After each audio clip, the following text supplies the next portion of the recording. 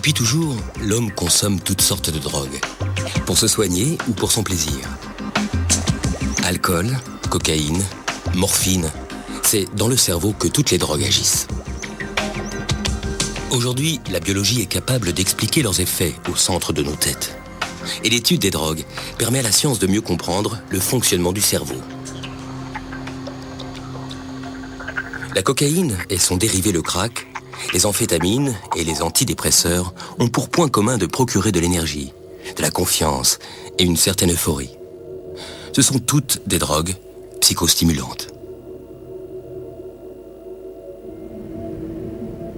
Dans les montagnes d'Amérique du Sud, la feuille de coca est une plante sacrée depuis des millénaires. Sous l'Empire Inca, on la brûlait et on la consommait lors de cérémonies en l'honneur du dieu soleil. Aujourd'hui encore, les sorciers indiens s'en servent pour des rites divinatoires.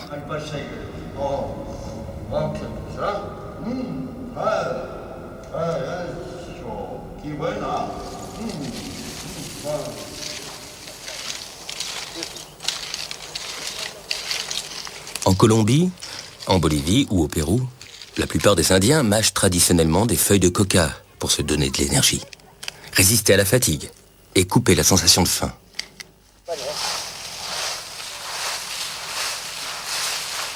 Si les paysans ont le droit de cultiver de la coca légale pour leur consommation personnelle ou pour la fabrication de médicaments, ils peuvent gagner au moins 2 fois plus en vendant leur récolte aux laboratoires clandestins qui fabriquent la cocaïne.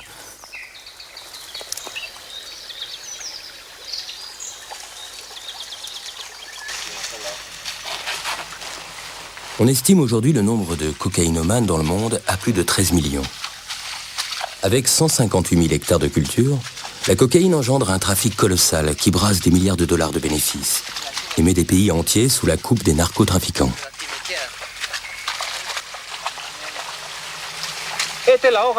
Là, c'est une feuille de coca.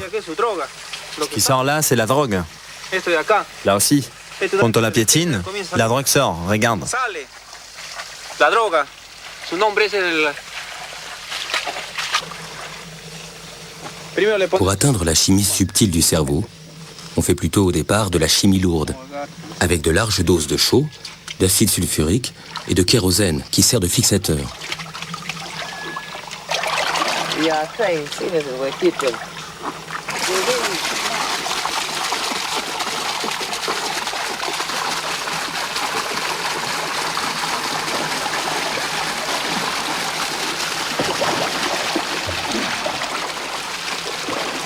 Vivo y en directo para que prendas pues estas notas, esto no se toma. Eso se llega hasta nuestro paladar, hasta aquí nomás y se le bota. Ahí va, ahí sale la...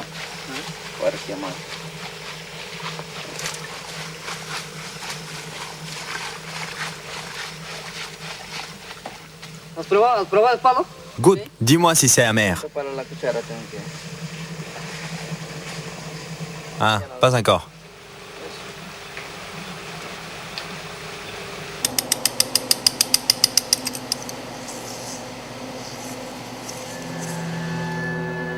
Go ahead, from your side, Dean Beaver.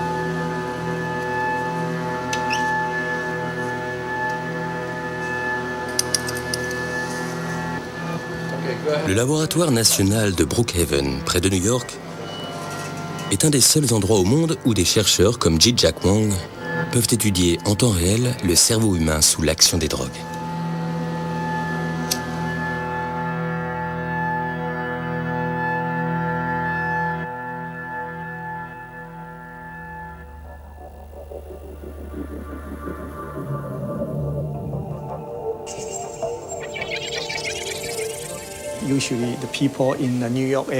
D'habitude, les gens de New York se servent de pipe avec un filtre. Ils mettent une petite quantité de crack dans le foyer, puis ils se servent d'un briquet. Ensuite, ils inhalent. Ensuite, ils retiennent leur respiration et exhalent. Le crack passe alors à toute vitesse de la bouche au poumon et de là arrive immédiatement à l'intérieur du cerveau. À Brookhaven, on utilise surtout la tomographie par émission de positons. Ces rayonnements découpent virtuellement le cerveau pour identifier les zones activées par les drogues. Ici, on a pu montrer que le crack, un puissant dérivé de cocaïne, envahit certaines régions du cerveau beaucoup plus vite que la cocaïne en poudre ou injectée. Une vitesse qui explique la redoutable intensité des effets du crack. Ces travaux étaient dirigés par Nora Volkov, une chercheuse aujourd'hui à la tête de l'organisme qui supervise toute la recherche publique américaine sur les drogues.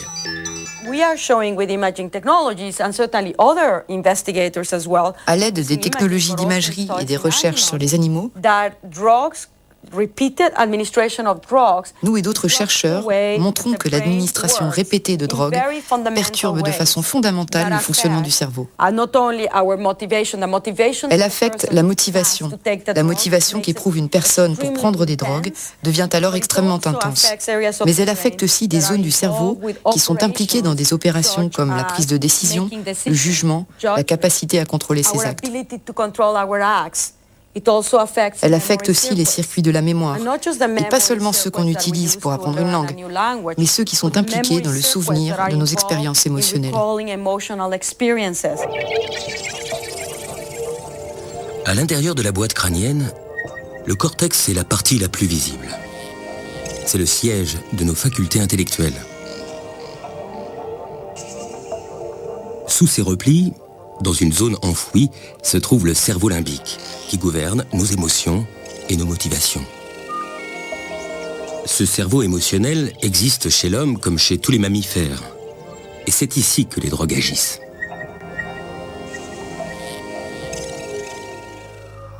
Sans les rats et les souris, jamais l'action des drogues n'aurait pu être étudiée.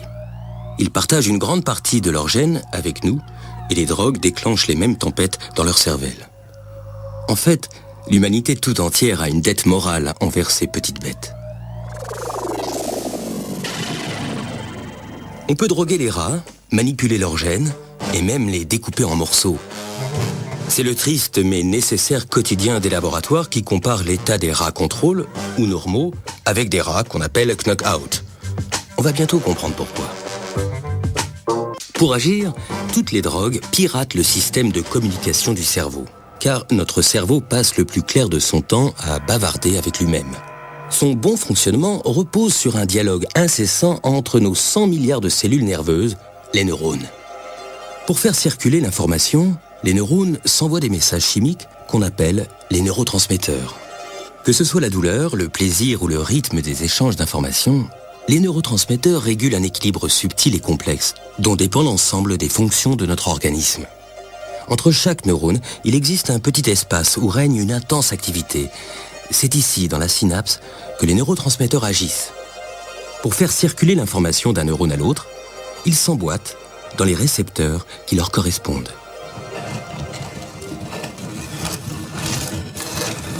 Pour mieux comprendre tous ces mécanismes, les chercheurs utilisent le knock-out, une technique qui consiste à supprimer des gènes chez les souris normales. Par exemple, le gène qui commande la fabrication d'un neurotransmetteur. Des souris génétiquement modifiées qu'on appelle knock-out.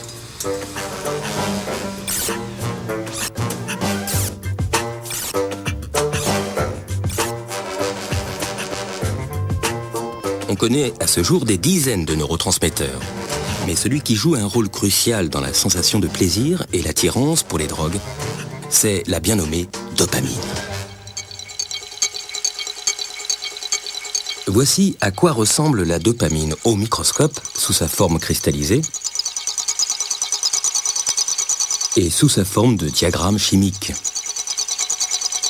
Une toute petite molécule dont Bruno Giros étudie les effets considérables dans le cerveau de souris normales et de souris knock-out. Toutes les drogues qui sont utilisées chez l'homme, nicotine, alcool, opiacés, cannabinoïdes, psychostimulants, toutes ces drogues ont en commun une chose qui est de libérer la dopamine. Donc la dopamine est effectivement au centre de ces circuits de récompense, pour ne pas dire des circuits du plaisir.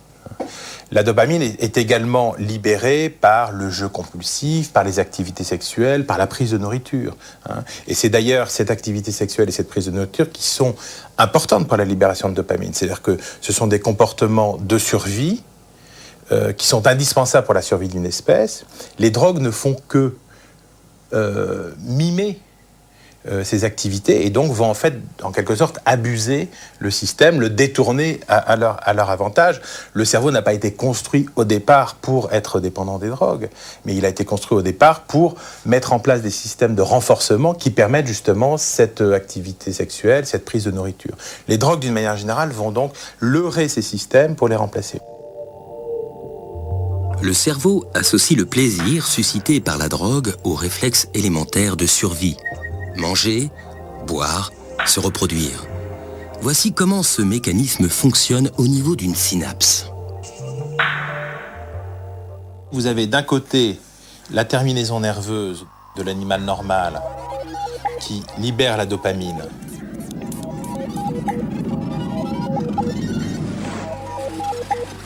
Cette dopamine ensuite va se fixer sur les récepteurs, qui sont donc sur la cellule réceptrice ici. Et rapidement, cette dopamine est recaptée par le transporteur de la dopamine, ici. Donc recaptée et va regagner l'intérieur du neurone.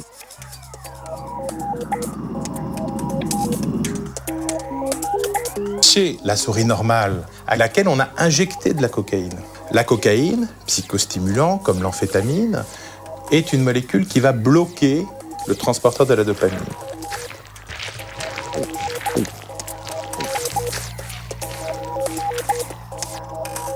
Chez notre animal knockout, vous avez toujours votre terminaison ici, libération de dopamine, activation des récepteurs, mais plus de recapture.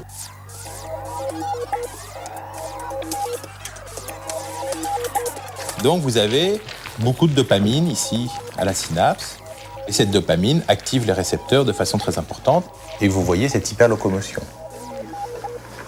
Elles sont beaucoup plus actives et en fait, elles ont un comportement qui est tout à fait identique à celui qu'a la souris normale que vous avez vue, à laquelle on a injecté de la cocaïne.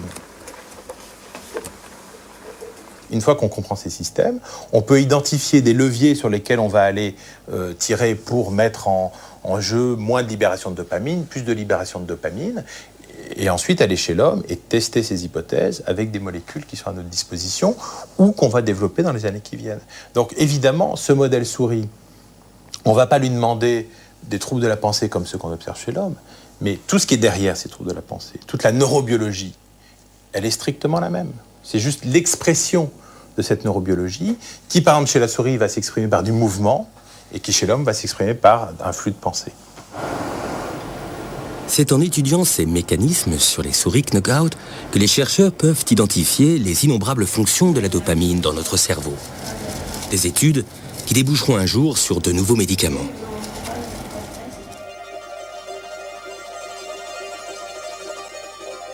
À l'université de Cambridge, Barry Everitt dirige le département de psychologie expérimentale où il étudie le rôle de la dopamine dans la prise compulsive de drogue. Ce qui est intéressant avec ces drogues, c'est qu'elles affectent directement le mode opératoire de ce circuit de la dopamine. Mais les opiacés, comme l'héroïne et la morphine, interagissent avec leur propre cible dans le cerveau. Ce sont des récepteurs et des cibles qui ne sont pas ceux des neurones à dopamine. Elles interagissent avec ce qu'on appelle les récepteurs opioïdes.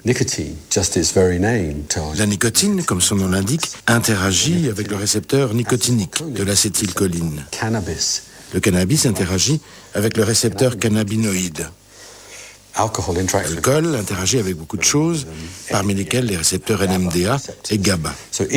Donc, chaque différente classe de drogue a sa propre cible chimique dans le cerveau. Et l'une des grandes théories qui prévaut pour expliquer pourquoi toutes les drogues sont addictives, bien qu'elles viennent de classes différentes, c'est qu'à travers leurs différents sites d'action primaire, leur action converge vers ce circuit de la dopamine. Donc, d'une façon ou d'une autre, la dopamine monte au cerveau.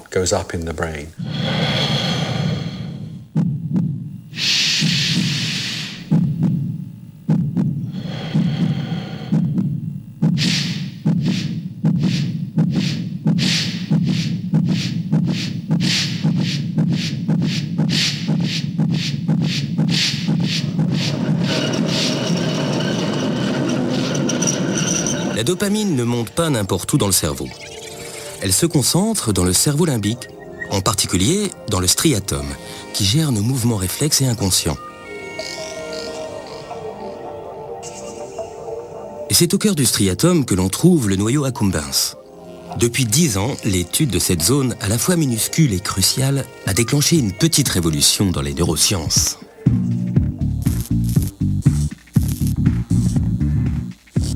De la vie générale, le noyau accumbens semble être le centre des sensations de plaisir provoquées par la dopamine.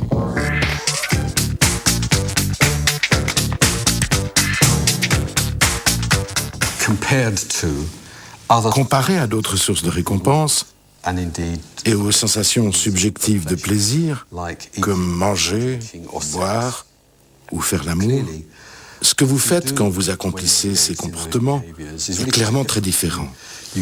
Vous recherchez l'objet de votre motivation, vous recherchez la nourriture, vous recherchez l'eau, vous recherchez le sexe. Ensuite, vous êtes engagé dans un comportement particulier, comme manger, avec tout ce qui se passe quand vous mangez. Vous goûtez les choses, vous les avalez, vous les ingérez, et le glucose est libéré.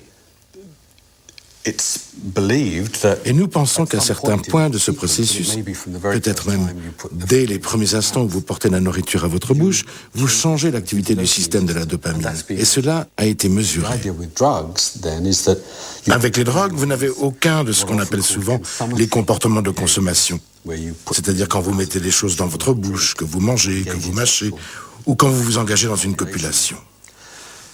Quand quelque chose vous rentre dans un bras ou dans une veine, ou la fumée dans le nez, c'est un court-circuit qui frappe le système de la dopamine, directement et rapidement, sans aucun de ces autres préliminaires. D'où cette idée de détournement du système, de récompense du cerveau.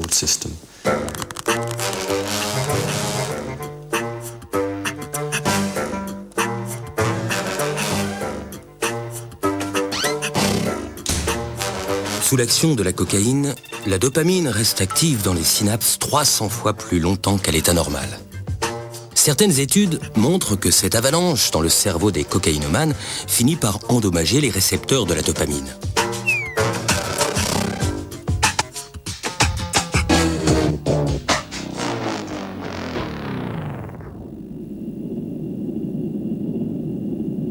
S'ils se réparent tout seuls, ils ne retrouveront jamais leur efficacité initiale, même après des années d'abstinence.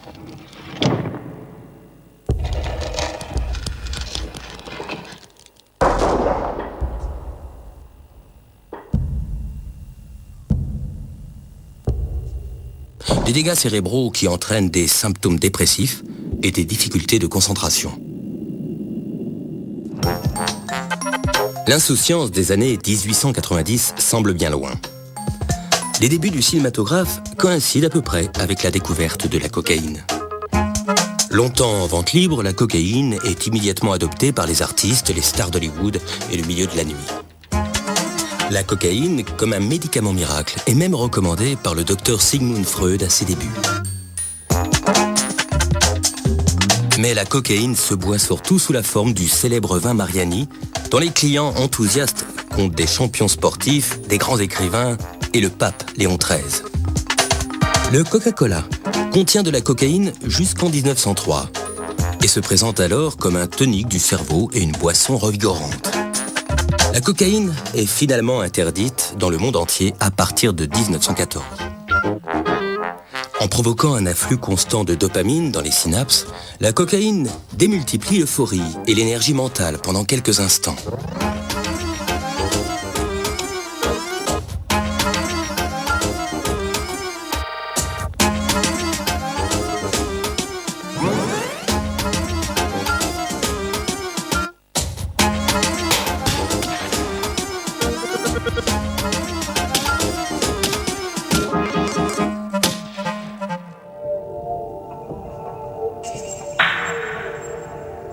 Pour le neurobiologiste Wolfram Schultz, ce bombardement de dopamine conditionne le cerveau à rechercher le même type de sensation.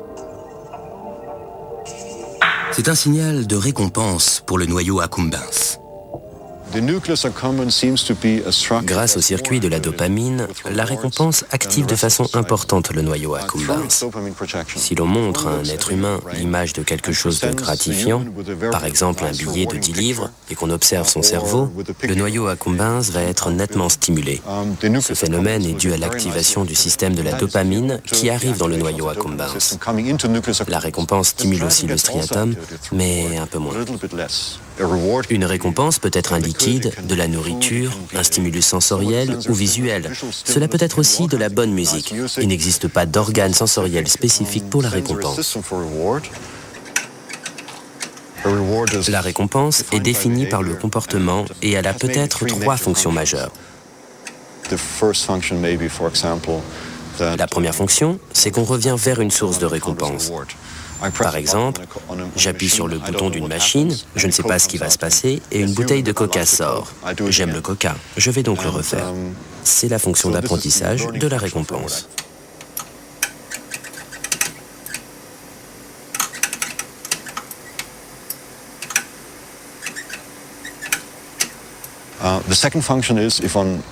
La deuxième fonction, c'est qu'à partir du moment où l'on identifie une récompense, on s'en approche, on se dirige vers elle. On s'éloigne d'une punition et on se rapproche d'une récompense. Donc, on peut dire que le comportement d'approche est la deuxième fonction de la récompense. Enfin, la troisième fonction, que beaucoup considèrent comme la plus importante, c'est la fonction émotionnelle. Cela vous rend heureux. La récompense a des propriétés hédoniques. Vous êtes content, vous aimez ça et vous éprouvez des émotions positives. بدي بطل بدي بطل بدي بطل بدي بطل بدي بطل بدي بطل بدي بطل بدي بطل بدي بطل بدي بطل بدي بطل.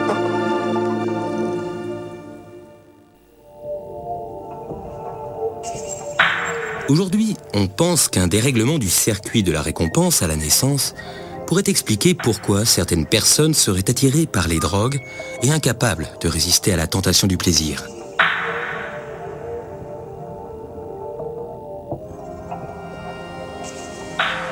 This is an experiment that's actually Une expérience fréquemment pratiquée sur les humains consiste à mesurer un aspect de l'impulsivité, à savoir la capacité d'attendre pour obtenir une récompense plus grande.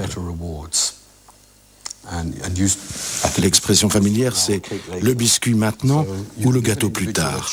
Vous donnez à un individu le choix entre une petite récompense immédiate, comme de l'argent par exemple, ou une récompense plus tardive mais plus importante. Certains individus particulièrement impulsifs recherchent une gratification immédiate. Ils ne peuvent pas attendre. Nous en savons encore peu du point de vue neurologique, mais il semble que des dommages au noyau accumbens favorisent l'impulsivité dans ce type de situation. Des individus au noyau accumbens endommagé ne peuvent pas attendre des récompenses plus importantes à long terme. Des dérèglements du circuit de la dopamine peuvent entraîner de véritables maladies. Cet enfant, filmé par des psychologues dans les années 70, était qualifié à l'époque d'agité ou d'agressif. Aujourd'hui, il tomberait sous le coup d'un nouveau diagnostic, le trouble déficitaire de l'attention avec hyperactivité. Plus connu sous le nom d'hyperactivité, ce désordre touche les enfants et se traduit par une agressivité, une forte impulsivité et une incapacité à se concentrer. Comme vous le savez, il existe une pratique qui est courante aux États-Unis, mais qui a tendance à se répandre partout. Les individus souffrant d'hyperactivité sont traités avec des stimulants comme la Ritaline. La Ritaline est un composé proche de l'amphétamine et qui a de nombreuses propriétés. Les amphétamines sont des stimulants psychomoteurs. On se retrouve devant un paradoxe où des stimulants psychomoteurs sont utilisés pour calmer les comportements d'hyperactivité. We had a study, it's very interesting, is that we give medication that is very, very similar to cocaine. Nous avons fait une étude très intéressante avec du méthylphénidate, un médicament très proche de la cocaïne. C'est de la ritaline sous forme intraveineuse, pas celle qu'on prescrit sous ordonnance.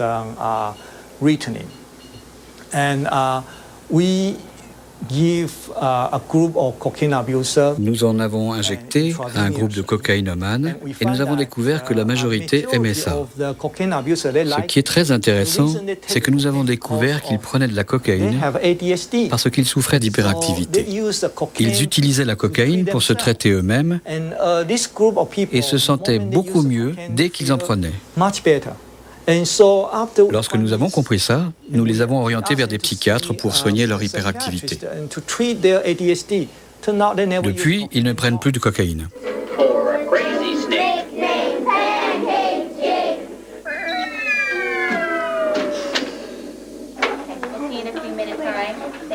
L'hyperactivité est traitée avec des médicaments comme la ritaline, le Concerta ou l'Adderall. Actuellement, aux États-Unis, 4 à 5 millions d'enfants scolarisés prennent ce type de traitement. Et la croissance est très rapide en Europe. Ces molécules ont un mode d'action comparable à celui de la cocaïne. Elles maintiennent un taux élevé de dopamine en bloquant sa recapture. Leur action chimique est d'ailleurs très proche de celle des amphétamines.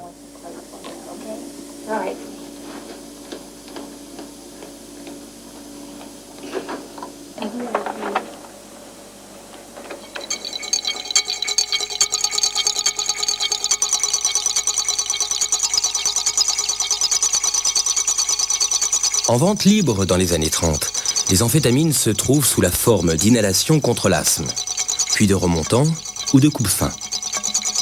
Les sportifs, les camionneurs, les hommes politiques et les militaires y recourent largement.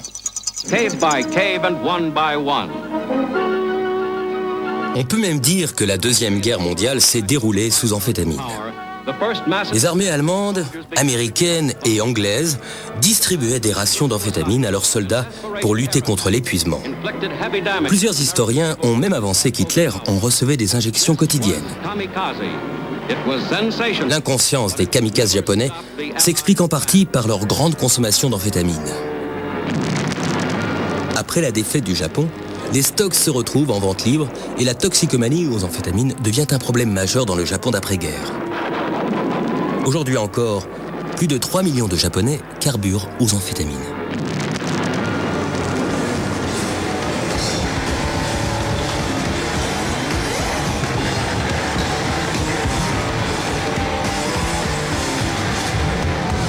Dans les années 60, l'amphétamine, rebaptisée speed, devient très populaire chez les jeunes. C'est sous amphétamine que les Who chantent My Generation et fracassent leurs instruments à chaque fin de concert.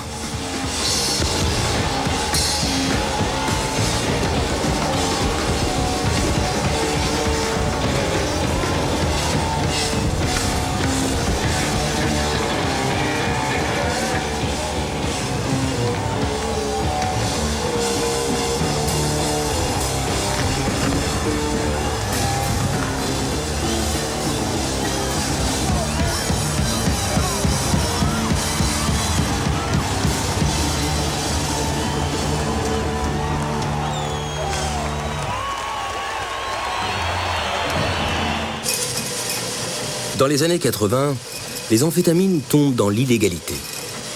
Mais aujourd'hui, 26 millions de personnes dans le monde continuent à en consommer, en particulier en Asie.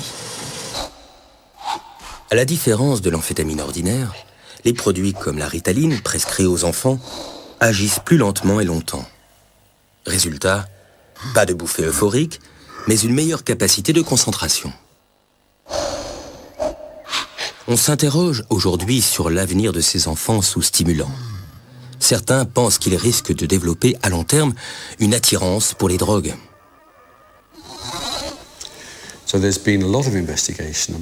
Plusieurs études ont été réalisées pour essayer de voir si le fait de donner à ces enfants des médicaments psychostimulants à un âge vulnérable du développement du cerveau sensibiliserait leur cerveau à une future addiction. Je dirais que les informations obtenues sont ambiguës. Certaines ont montré une augmentation de la vulnérabilité face à la dépendance chez les individus traités à la Ritaline pour leur hyperactivité. D'autres études ont montré le contraire. Bref, la conclusion n'est pas si simple.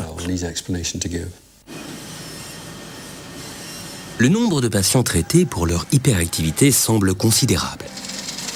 Mais ce n'est rien comparé aux 300 millions de consommateurs d'un autre type de psychostimulant délivrés sur ordonnance, les antidépresseurs.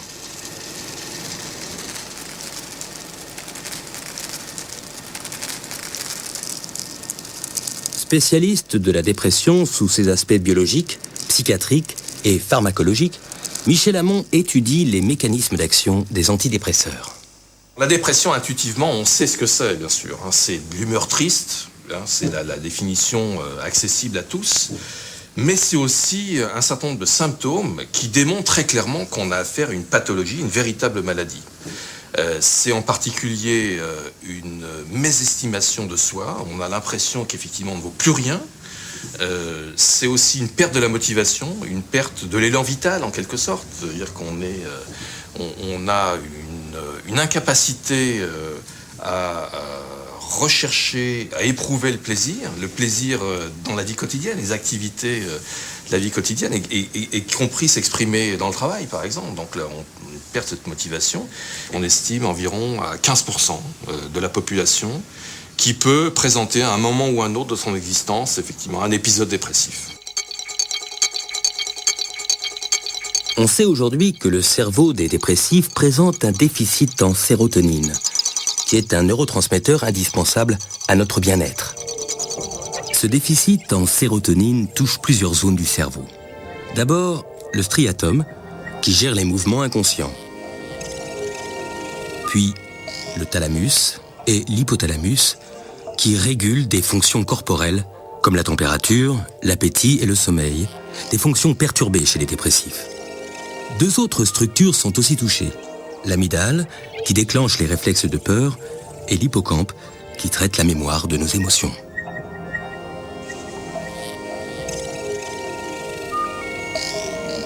Les antidépresseurs qu'on utilise aujourd'hui agissent sur la sérotonine, comme les psychostimulants sur la dopamine.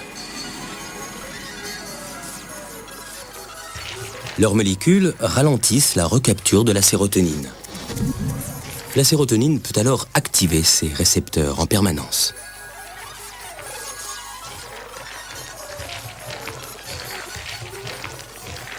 On connaît les cibles des antidépresseurs. Ce sont les neuromédiateurs qu'on appelle les monoamines. C'est actuellement, avec les antidépresseurs qu'on utilise le plus souvent, d'abord la sérotonine. C'est aussi la noradrénaline, et on développe maintenant des médicaments qui ont la cible mixte, sérotonine, noradrénaline. Et puis ensuite, il s'avère que quand on agit sur ces neuromédiateurs, eh bien, la dopamine est touchée aussi. Et la dopamine, c'est l'hormone du plaisir. C'est aussi la capacité de rechercher, d'éprouver le plaisir, ce qui a été perdu chez le sujet dépressif. Mais ça ne veut pas dire que seuls les neurones qui contiennent la sérotonine sont activés. C'est une espèce de cascade. C'est-à-dire, à partir du moment où la sérotonine va mieux, eh bien, ça retentit aussi sur la noradrénaline, sur la dopamine, et l'ensemble des systèmes à monoamine d'abord, et puis les autres systèmes de neurones aussi, eh bien, effectivement, ont leur activité améliorée, en partie rétablie. Michel Hamon travaille aujourd'hui sur des molécules qui ne s'attaqueront plus seulement aux symptômes de la dépression, mais à leur cause directe, le stress.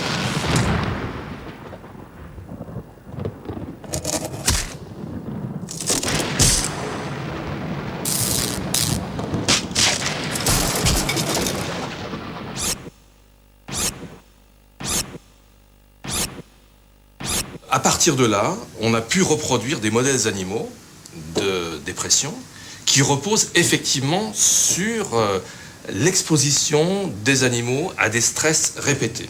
Et il y a un modèle qui est très validé de ce point de vue-là, qui marche très très bien. Et donc on va traiter ensuite les animaux avec des antidépresseurs, et on s'aperçoit qu'effectivement, les déficits comportementaux qu'on a induits par les stress répétés et qui s'apparentent beaucoup aux symptômes de la dépression chez l'homme peuvent être corrigés par les antidépresseurs. Donc à partir du moment où on a trouvé ça, eh bien, on a pu explorer chez l'animal ce qui se passe dans l'organisme et en particulier au niveau cérébral. Et ça consiste réellement en une avancée dans la connaissance des processus biologiques associés aux troubles dépressifs. Dans le cerveau, le stress s'attaque d'abord à l'hypothalamus, l'un des régulateurs de l'appétit et du sommeil. L'hypothalamus transmet alors ses ordres à l'hypophyse, une glande minuscule et toute puissante qui sécrète une autre forme de messager chimique, une hormone. Contrairement aux neurotransmetteurs, cette hormone, appelée ACTH, est capable de voyager par vaisseau sanguin dans toutes les parties du corps. Donc si c'est une hormone, ça veut dire qu'elle est libérée dans le sang et va agir sur une cible, en l'occurrence une glande qu'on trouve sur les reins et qui s'appelle par définition glande surrénale. Et dans la zone, dans l'écorce, qu'on appelle le cortex de cette glande, se trouve donc la cortico-surrénale. L'ACTH agit sur des cellules à ce niveau et excite ces cellules, et ces cellules vont libérer maintenant ce qu'on appelle le cortisol. C'est l'une des hormones, et c'est même, je dirais, l'hormone majoritaire, qui permet à l'organisme de réagir au stress. Le cortisol déclenche une mobilisation générale de l'organisme et une exploitation intensive de ses réserves d'énergie, les sucres et les graisses. Puis, le cortisol retourne au cerveau pour informer l'hypothalamus qu'il a fait son travail. Et normalement, quand le stress a disparu, le cycle s'apaise et l'organisme retrouve son état d'équilibre. Mais il arrive que le cortisol s'emballe et qu'il tourne sans s'arrêter. C'est la voie ouverte vers la dépression.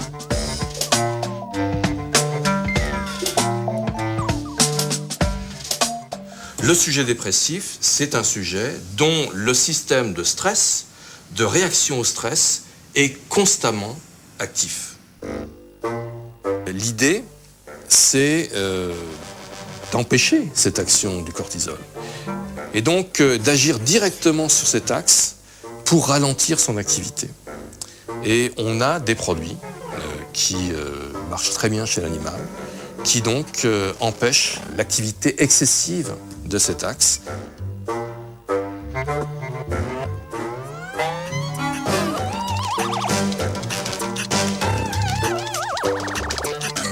Il y a des tentatives qui ont été faites déjà chez l'homme, avec des résultats qui semblent encourageants.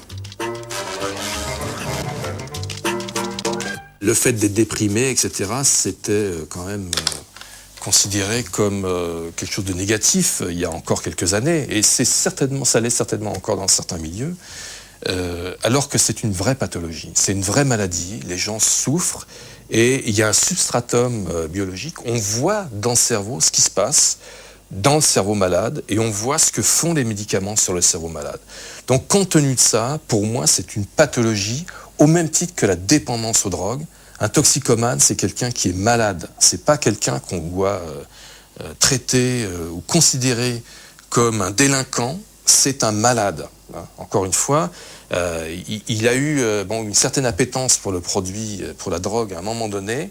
Et le fait qu'il l'ait pris et sa vulnérabilité particulière fait que maintenant il est malade et qu'il faut absolument le soigner. Ces gens-là sont des malades, les déprimés sont des malades, les phobiques sont des malades, donc les troubles du comportement sont de véritables maladies.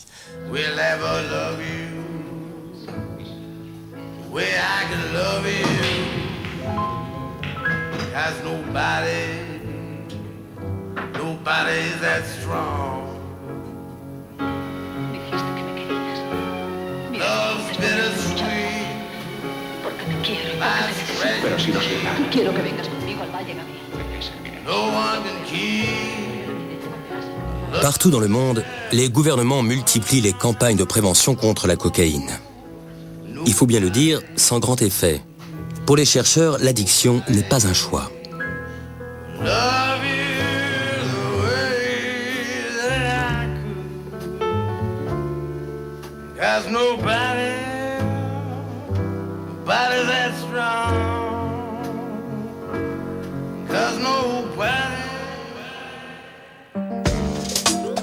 La toxicomanie, une véritable maladie du cerveau? Notre volonté et le contrôle de nos pulsions dépendraient-ils de l'équilibre interne de notre cerveau? L'une des qualités les plus précieuses du comportement humain, c'est le contrôle volontaire. Après tout, quand on y pense, la liberté est une des valeurs les plus importantes. Les gens se battent pour elle. Mais la liberté n'a de sens que s'il y a contrôle volontaire. Pour que nous soyons capables d'exercer un contrôle volontaire, certaines zones du cerveau doivent fonctionner correctement. Et si elles ne fonctionnent pas correctement, peut-on alors parler de contrôle volontaire?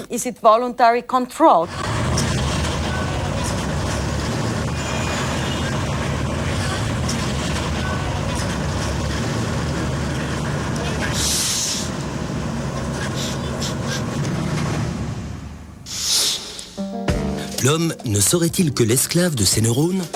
Nos décisions sont-elles le fruit de nos raisonnements ou le produit de la grande pharmacie qu'est notre cerveau? Que devient notre libre arbitre dans tout ça? On a tendance à penser que le libre arbitre existe, mais ce n'est qu'une supposition. Autrement, nous aurions beaucoup de problèmes pour gérer les gouvernements, l'État et nos civilisations. Mais quelle est la limite du libre arbitre? À quel point est-il influencé par l'inconscient, par exemple, ainsi que par les récompenses qui agissent sur l'inconscient? On ne sait pas, je ne sais pas. C'est une question très complexe. Et si vous me demandez un domaine de recherche majeur, en voici un, la question du libre arbitre. Plus importante encore que la question de la conscience, parce que c'est déterminant dans le fonctionnement de la société et dans la façon dont elle est dirigée par le cerveau d'individus. En lutte contre ses pulsions, déstabilisé par sa pharmacie intérieure, l'homme serait-il soumis à sa cuisine cérébrale? Personne ne peut plus ignorer à quel point la chimie du cerveau est un équilibre subtil, capable d'influencer tous nos comportements, nos attitudes face aux drogues en particulier.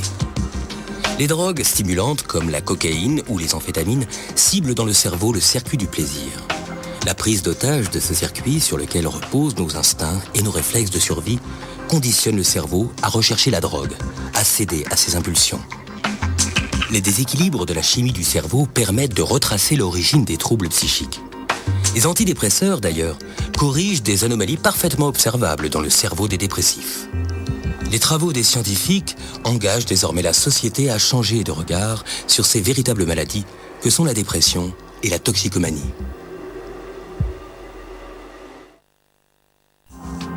Demain, après la cocaïne et les stimulants du plaisir, on renverse la vapeur. On parle des opiacés et tranquillisants. On verra comment le cerveau s'adapte, puis se désensibilise au plaisir jusqu'à ce que la dépendance s'installe. Une dépendance qui finira par dépasser le stade psychologique pour devenir physique et durer parfois toute une vie. À demain ici et tout de suite sur le net.